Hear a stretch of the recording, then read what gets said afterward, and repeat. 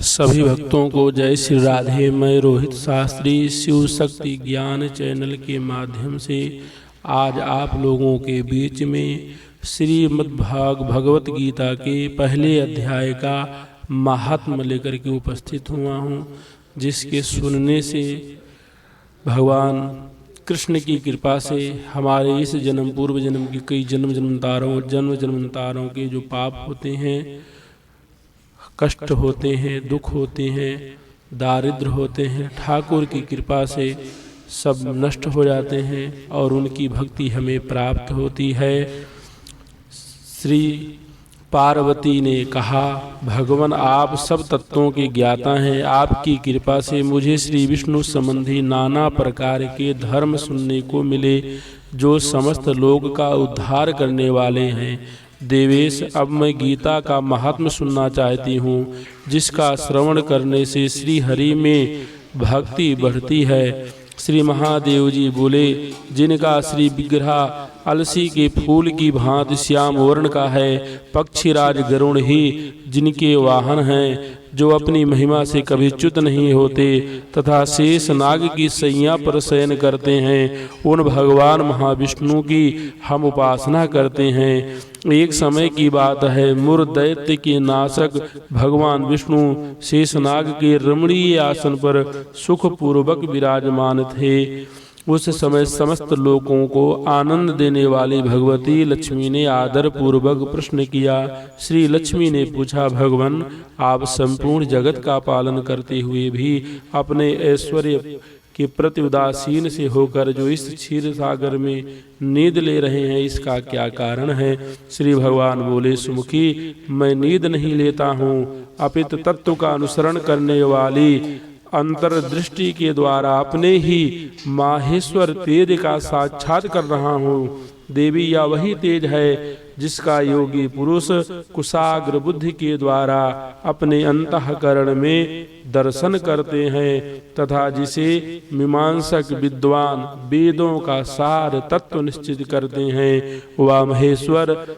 तेज एक अजर प्रकाश स्वरूप आत्मरूप रोग शोक से रहित अखंड आनंद का पुंज निष्पंद निरीह तथा द्वैत रहित है। इस जगत का जीवन उसी के अधीन है, मैं उसी का अनुभव करता हूँ। देवेश्वरी, यही कारण है कि मैं तुम्हें नींद लेता सा प्रतीत हो रहा हूँ। श्री लक्ष्मी ने कहा, ऋषिकेश आप ही योगी पुरुषों के ध्येय हैं, आपके अतिरिक्त भी कोई ध्यान करने योग्य तत्व है, यह जानकर मुझे बड़ा कौतूहल हो रहा है। इस चराचर जगत की सृष्टि और संहार करने वाले स्वयं आप ही हैं, आप सब समर्थ हैं। इस प्रकार की स्थिति में होकर भी यदि आप उस परम तत्व से भिन्न हैं तो मुझे उसका बोध कराइए।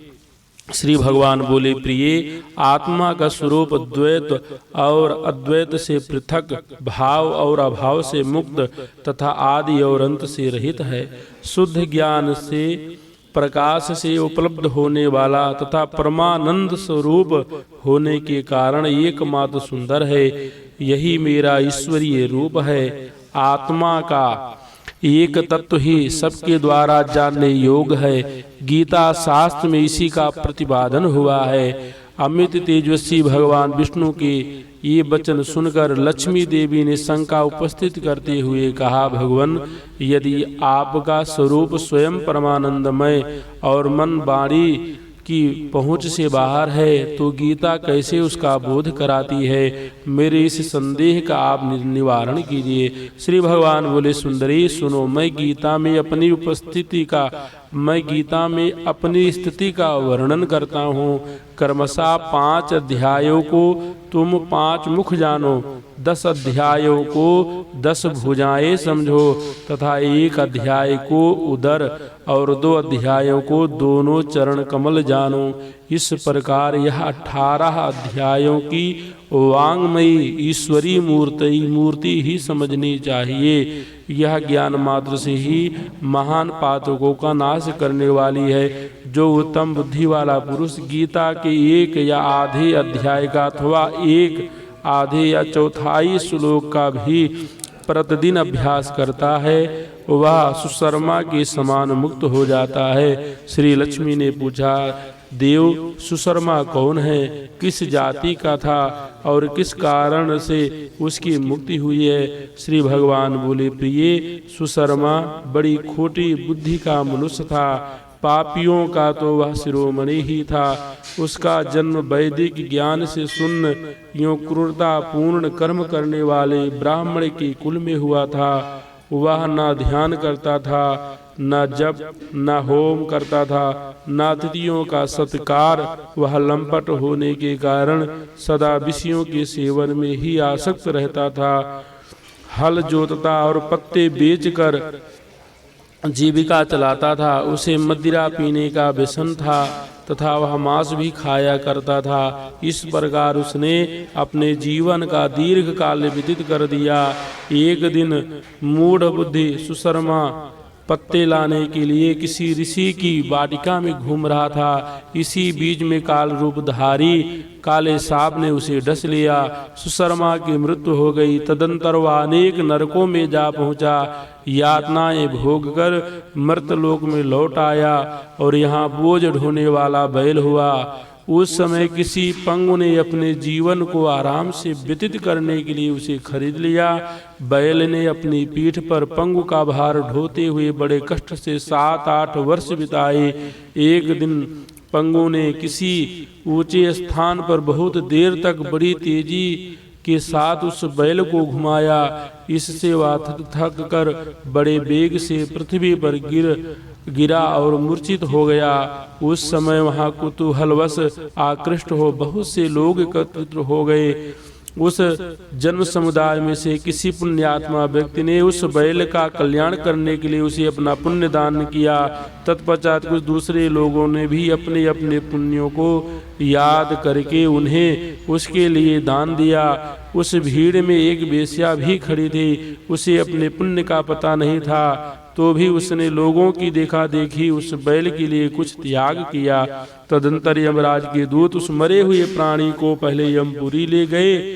वहां यह विचार कर कि यह वेश्या के दिए हुए पुण्य से पुण्यवान हो गया है, उसे छोड़ दिया गया। फिर वह भूलोक में आकर उत्तम कुल और शील वाले ब्राह्मण के घर में उत्पन्न हुआ। उस समय भी उसे अपने पूर्व जन्म की बातों का स्मरण बना रहा। बहुत दिनों के बाद अपने अज्ञान को दूर करने वाले कल्याण तत्व का जिज्ञासु होकर वह उस वेश्या के पास गया और उसके दान की बात बतलाते हुए उसने पूछा, तुमने कौन सा पुण्य दान किया था? वेश्या ने उत्तर दिया, वह पिंजरे में बैठा हुआ तोता प्रतिदिन कुछ पढ़ता था, उससे मेरा अंतःकरण पवित्र हो गया है। उसी का पुण्य मैंने तुम्हारे लिए दान किया था।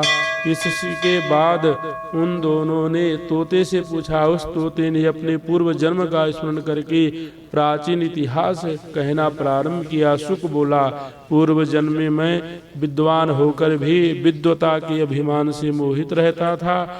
मेरा राग द्वेष इतना बढ़ गया था कि मैं गुणवान विद्वानों के प्रति भी ईर्ष्या भाव रखने लगा। फिर समयानुसार मेरी मृत्यु हो गई और मैं अनेकों घृणित लोकों में भटकता फिरा। उसके बाद इस लोक में आया।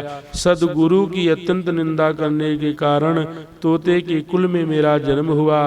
पापी होने के कारण छोटी अवस्था में ही मेरा माता पिता से वियोग हो गया। एक दिन मैं ग्रीष्म ऋतु में तपे हुए मार्ग पर पड़ा था। वहां से कुछ श्रेष्ठ मुनि मुझे पिंजरे उठा लाए और महात्माओं के आश्रम के भीतर एक पिंजरे में उन्होंने मुझे डाल दिया। वहीं मुझे पढ़ाया गया। ऋषियों के बालक बड़े आदर के साथ गीता के प्रथम अध्याय की आवृत्ति करते थे। उन्हीं से सुनकर मैं भी बारंबार पाठ करने लगा। इसी बीच में एक चोरी करने वाला बहेलिये ने मुझे वहां से चुरा लिया। तत्पश्चात इस देवी ने मुझे खरीद लिया। यही मेरा वृतांत है जिसे मैंने आप लोगों से बता दिया। पूर्व काल में मैंने इस प्रथम अध्याय का अभ्यास किया था, जिससे मैंने अपने पाप को दूर किया है। फिर उसी से इस वेश्या का भी अंतःकरण शुद्ध हुआ है और उसी के पुण्य से ये द्विजश्रेष्ठ सुशर्मा भी पाप मुक्त हुए हैं। इस प्रकार परस्पर वार्तालाप और गीता के प्रथम अध्याय के महात्म्य की प्रशंसा करके वह तीनों निरंतर अपने अपने घर पर गीता का अभ्यास करने लगे। फिर ज्ञान प्राप्त करके वह मुक्त हो गए। इसलिए जो गीता के प्रथम अध्याय को पढ़ता सुनता तथा अभ्यास करता है उसे इस भवसागर को पार करने में कोई कठिनाई नहीं होती है। बोलो श्री कृष्ण भगवान की जय। बोलो लक्ष्मी नारायण भगवान की जय। सभी भक्तों को जय श्री राधे।